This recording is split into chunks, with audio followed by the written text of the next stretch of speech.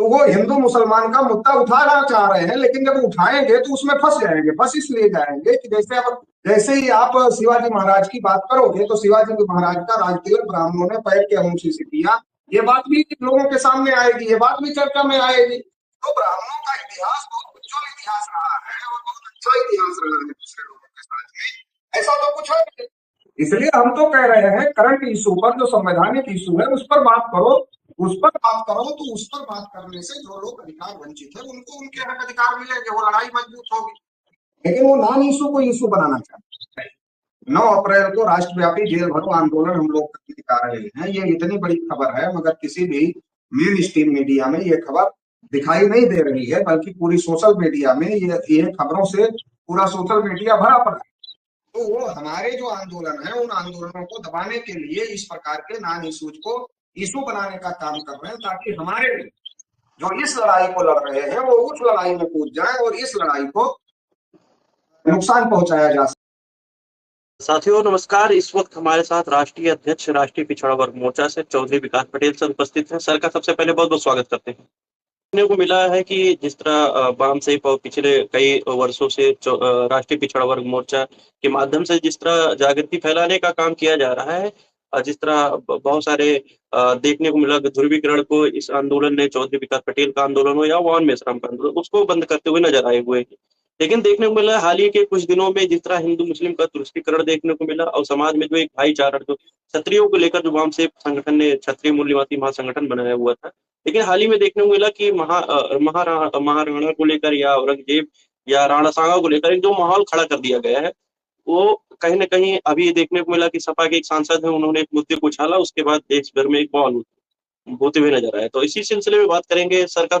Sir, किस तरह देखते हैं ऐसे मुद्दे को बार बार उछाला जा रहा है? सर, नॉन इशू को देश में इशू बनाने की कोशिश बार बार होती है। इतिहास में जो मुगलों के साथ में लड़ाई हुई या एक राजा का दूसरे राजा के साथ लड़ाई हुई, अगर हम देश का इतिहास पढ़ें तो यहीं के राजा यहीं के राजाओं से बार बार लड़ रहे थे। तो बार बार किस लिए लड़ रहे हैं? तो अपने साम्राज्य का विस्तार करने के लिए लड़ रहे हैं। तो इतिहास में जो लड़ाइयां हुई हैं वो लड़ाइयां साम्राज्य का विस्तार करने के लिए हुई हैं, और उसको उसी दृष्टि से देखना चाहिए कि वो एक राजा दूसरे राजा से इसलिए लड़ता था कि वो अपने साम्राज्य का विस्तार करना चाहता। ऐसा नहीं है केवल मुगलों से या अंग्रेजों से या जो बाहर से ताकतें आई उनसे ही लड़ाइयां हुई हैं, बल्कि देश के अंदर जो अलग अलग रियासतें थी उन रियासतों में आपस में भी बहुत सारे युद्ध हुए।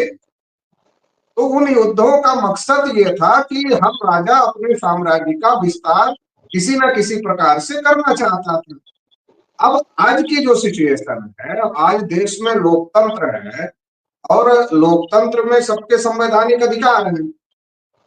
अब जो 3.5% के ब्राह्मणों का संगठन जो आरएसएस है, वो लोग इस देश में देश का जो बहुसंख्यक आबादी है, ओबीसी है, एसटी है, एसटी है और धार्मिक अल्पसंख्यक हैं, उन लोगों के जो हक की बात है, चाहे वो नौकरियों में हो या फिर देश के तमाम संसाधनों में जो उनका हक होना चाहिए, वो हक उनको नहीं मिल रहा है। और जब वो इसके लिए आवाज उठाते हैं तो उनको इस प्रकार के मुद्दों में उलझाने की कोशिश की जाती है, ताकि नॉन इशू को इशू बनाया जाए और देश के जो वास्तविक मुद्दे हैं उनको दबाया जाए। जैसे देश में अभी ओबीसी के लोग लगातार इस बात को लेकर अवेयर हो रहे हैं कि देश में ओबीसी की गिनती होनी चाहिए और जिसकी जितनी संख्या भारी उसकी उतनी हिस्सेदारी के आधार पर देश में सभी को सबके हक अधिकार मिलने चाहिए।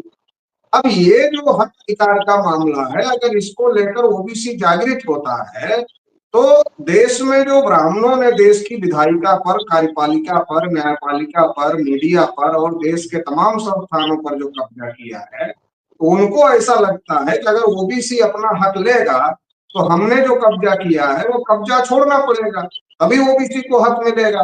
तो इसलिए वो लोग ओबीसी अपने हक की लड़ाई ना लड़े, इसलिए ओबीसी को इस प्रकार के इशू में उलझाने की कोशिश कर रहे हैं।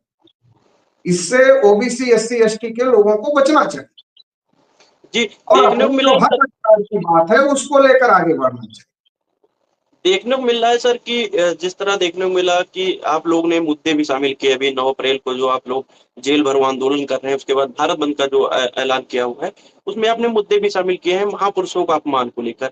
देखने को मिला है चाहे राजपूत समाज के महापुरुष हों, चाहे बहुजन समाज के महापुरुष हैं, कहीं न कहीं देखने को मिला है कि महापुरुषों का जिस तरह अपमान किया जा रहा है, उसको लेकर लोगों में एक रोष उत्पन्न होता है। कभी बाबा साहब अम्बेडकर की अपमान को लेकर आपने देखा होगा कि पार्लियामेंट में जिस तरह अमित शाह जी ने उन पे टीका-टिप्पणी की, उसके बाद अब राणा सांगा का या तमाम महापुरुषों के अपमान की बात आती है खबरों में। इसको लेकर किस तरह देखते हैं सर?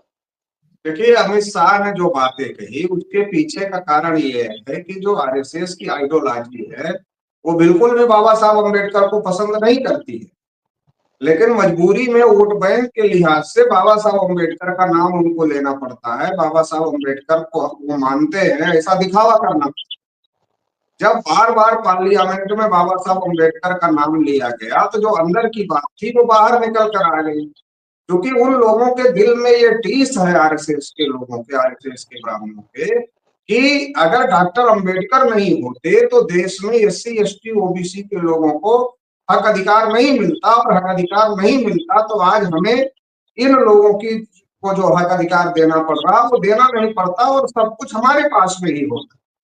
तो ये जो टीस है कि डॉक्टर अंबेडकर ने जो संविधान लिखा उसकी वजह से सब लोग बराबर हो गए, तो इस टीस की वजह से वो लोग बाबा साहब अंबेडकर को अंदर से एक्सेप्ट नहीं करते और ऊपर ऊपर दिखावा करते हैं। लेकिन जब बार बार पार्लियामेंट में बाबा साहब की बात उठी तो जो अंदर की बात थी वो बाहर आ गई। और रही बात राणा सांगा या दूसरे लोगों की, तो इसमें जो हमारा कहना है वो कहना है कि इतिहास में जो लड़ाइयां हुई हैं वो लड़ाइयां राज रियासत और युद्ध हारने जीतने के लिए हुई है। अगर इतिहास के पन्ने को कुरेदा जाएगा, इतिहास के पन्ने को अगर देखा जाएगा तो उसमें बहुत सारे लोग इधर रहे हैं, बहुत सारे लोग उधर रहे हैं। जैसे अगर औरंगजेब और छत्रपति शिवाजी महाराज का मामला उठाकर देख लिया जाए तो बहुत सारे मुसलमान छत्रपति शिवाजी महाराज के साथ खड़े थे और बहुत सारे ब्राह्मण जो आज हिंदू का झंडा उठाकर आगे बढ़ रहे थे शिवाजी महाराज के नाम पर, और बहुत सारे ब्राह्मण शिवाजी महाराज के समय में मुगलों के साथ में खड़े थे। कृष्णा भास्कर कुलकर्णी वो ब्राह्मण थे जिन्होंने मुगलों की तरफ से छत्रपति शिवाजी महाराज के सर पर वार किया था। तो शिवाजी महाराज का राज तिलक ब्राह्मणों ने करने से इनकार किया था। तो ये जो बातें हैं इतिहास की, ये इतिहास की बातों के आधार पर आप अगर आज हिंदू मुस्लिम करना चाहते हैं तो ये किसी भी स्थिति में ठीक नहीं है। वर्तमान में जो इश्यू है उस पर बात होनी चाहिए, उस पर लड़ाई होनी चाहिए। इतिहास के पन्नों पर अगर आप चाहेंगे कि उस पर लड़ाई हिंदू मुसलमान करवाया जाए तो ये केवल जो वर्तमान की इश्यूज हैं उनको डाइवर्ट करने का मामला। तो प्रश्न ये कर रहे थे कि सर जिस तरह देखने को मिल रहा तमाम महापुरुषों का, चाहे आपने जिक्र किया बाबा साहब अम्बेडकर, बहुत सारे लोग सोशल मीडिया पे ये भी कमेंट कर रहे हैं कि अगर आप इतिहास के पन्नों को पलटेंगे तो जो शूद्रों के ऊपर जिस तरह आपने मटके और गले में मटके और झाड़ू बांधने का, क्या वो बातें क्यों इतिहासकार नहीं उठा रहे? नहीं तो उन बातों पर पर्दा डालने के लिए ये बातें उठाई जा रही, वो बातें हम लोग उठा रहे हैं कि जो लोग, और वो बातें इसलिए नहीं उठा रहे वो इतिहास में दफन हो गई। दिक्कत ये है कि वो बातें हम लोग इसलिए उठा रहे हैं कि उसी आइडियोलॉजी के तहत आज भी गवर्नमेंट चलाने की कोशिश की जा रही है, जबकि देश में संविधान लागू है। तब भी मनुस्मृति और जो दूसरे ग्रंथ थे ब्राह्मणों के जिसके आधार पर ऊंच नीच भेदभाव था, तो उन्हीं बातों के आधार पर आज भी सरकार चलाने की कोशिश की जा रही है। अगर ऐसा नहीं किया जाता और भारतीय संविधान के आधार पर सरकार चलाया जाता तो फिर हम लोगों को इतिहास के पन्नों को पलटने की जरूरत नहीं पड़ती। तो ये तो हम लोग उठा रहे हैं और इसको दबाने के लिए वो हिंदू मुस्लिम करना चाह रहे हैं।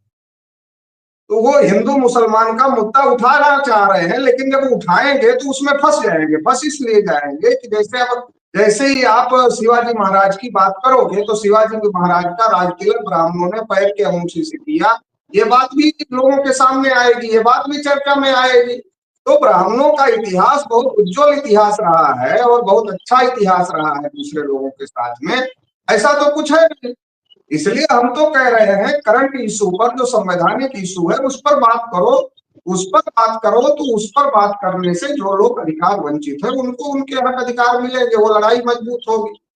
लेकिन वो नॉन इशू को इशू बनाना चाहते, तो हम लोगों को चाहिए कि हम नॉन इशू को इशू ना बनने दे, और जो हमारे इशू है, चाहे वो ईवीएम है, चाहे जनगणना है, या और जो हमारे इशू हैं उन इशूज पर हमको लगातार डटे रहना। क्या संदेश देंगे सर तमाम SC ST OBC के लोगों को? संदेश ये देंगे कि इस प्रकार के जो इमोशनल इशू उठाए जाते हैं उस इशूज को ना, हमारे इशूज को नॉन इशू बनाने के लिए इस प्रकार के इमोशनल इशू उठाए जाते हैं, तो लोगों को इसके लिए सतर्क रहना चाहिए और इस प्रकार के इमोशनल इशू में ज्यादा एग्रेसिव होकर के शामिल होने के बजाय जो अपने हक अधिकार की लड़ाई है उस हक अधिकार की लड़ाई को मजबूत करने के लिए निरंतरता में कोशिश करते रहना चाहिए। 9 अप्रैल को राष्ट्रव्यापी जेल भरो आंदोलन हम लोग करने जा रहे हैं। ये इतनी बड़ी खबर है मगर किसी भी मेन स्ट्रीम मीडिया में ये खबर दिखाई नहीं दे रही है, बल्कि पूरी सोशल मीडिया में ये खबरों से पूरा सोशल मीडिया भरा पड़ा है। तो वो हमारे जो आंदोलन है उन आंदोलनों को दबाने के लिए इस प्रकार के नॉन इशूज को इशू बनाने का काम कर रहे हैं, ताकि हमारे लोग जो इस लड़ाई को लड़ रहे हैं वो उस लड़ाई में कूद जाए और इस लड़ाई को नुकसान पहुंचाया जा सके। तो इसके लिए उनकी कोशिश है। तो हम लोगों को अपने एजेंडे पर, अपने मुद्दे पर और अपनी लड़ाई पर मजबूती के साथ खड़ा है। साथियों, जो भी लोग इस वीडियो को देख रहे हैं, वीडियो को ज्यादा से ज्यादा शेयर करें और चैनल सब्सक्राइब नहीं किया चैनल सब्सक्राइब। धन्यवाद सर।